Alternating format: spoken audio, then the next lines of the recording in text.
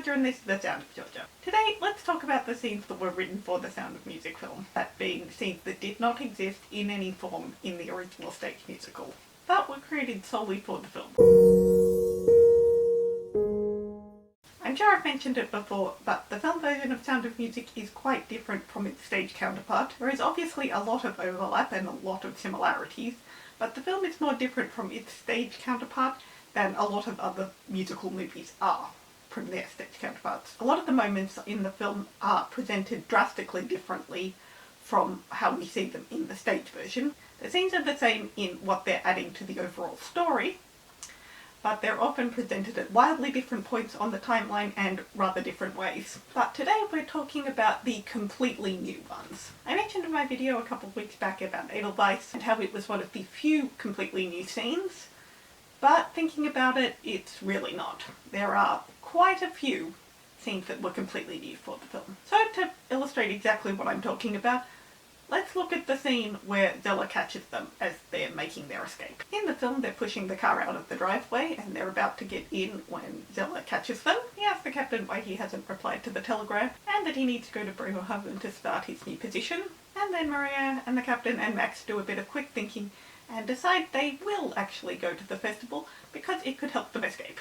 In the stage version, Zella doesn't catch them as they're walking out the door, but we do have a scene that serves the exact same purpose. It just doesn't involve a car and is rather painful to watch, but overall it serves the same function in the narrative. That's what I mean about two scenes being wildly different but serving the same function.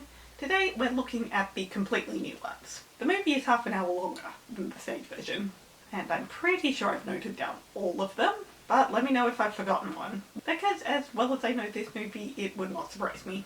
So going chronologically, the first one is I Have Confidence. This song is an I Want song, but I do hesitate to call it the I Want song since it was written for the film, and they obviously included it to show Maria's journey from the Abbey to the villa. But the real reason they put it in there was because they were filming in Salzburg. The reason it's really included in stage productions even now is because it does not work on stage. London Palladium production contains it and it got boring after 30 seconds. This song really only works if you have a camera.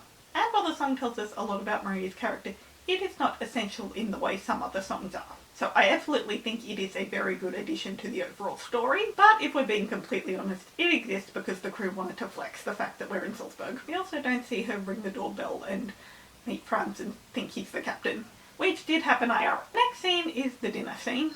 A lot of these scenes actually don't do much beyond fleshing out the story, and to be clear, I don't mean that in a bad way.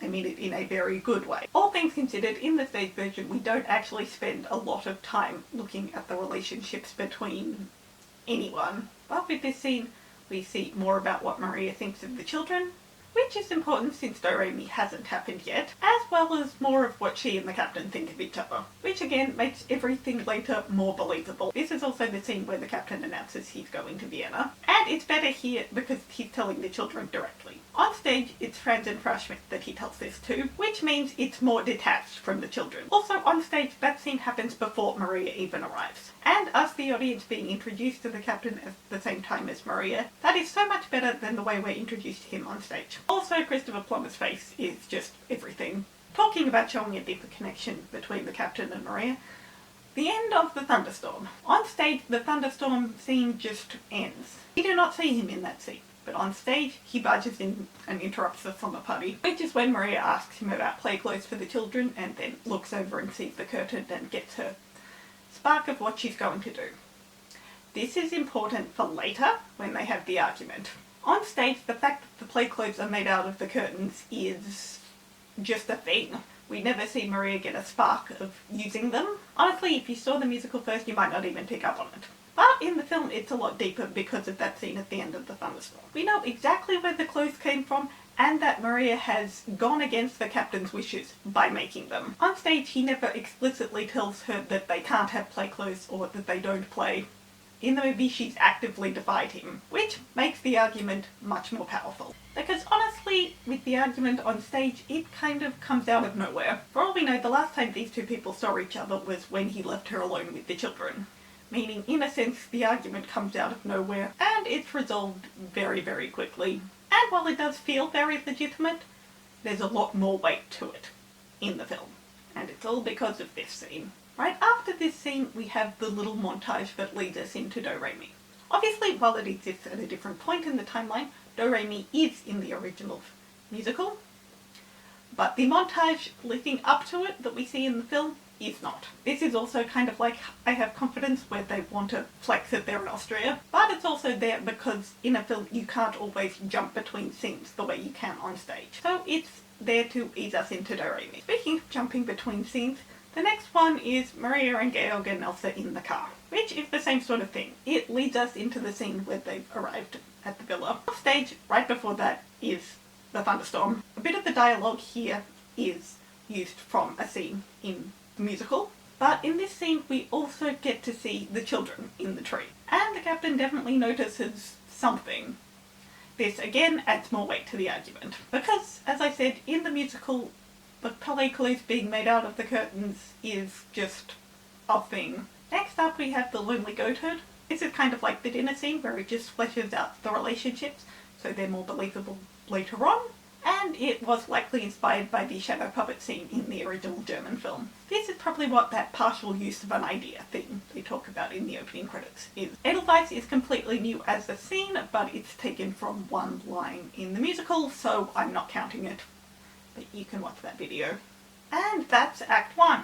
Going into Act 2, there's a bit of a difference between the order of scenes, since the stage musical's first act ends with Climb Every Mountain, whereas that's in Act 2 in the film. So while it's a bit out of order when comparing these two, first one in Act 2 we're talking about is Elsa playing that ball game with the kids and then talking to Max. It's really just there to show us she's not good with children and the children don't really like her. The next scene we're going to talk about is the children visiting the Abbey. This is the catalyst for Maria to go and talk to the Reverend Mother. In the musical, she just comes out of seclusion like that. She just decides it on her own. In the film, the Reverend Mother knows, okay, now I need to talk to her. It directly follows the scene where Georg tells the children that he and Elsa are engaged. That scene exists in the musical, but since Elsa isn't there, it's kind of pitiful.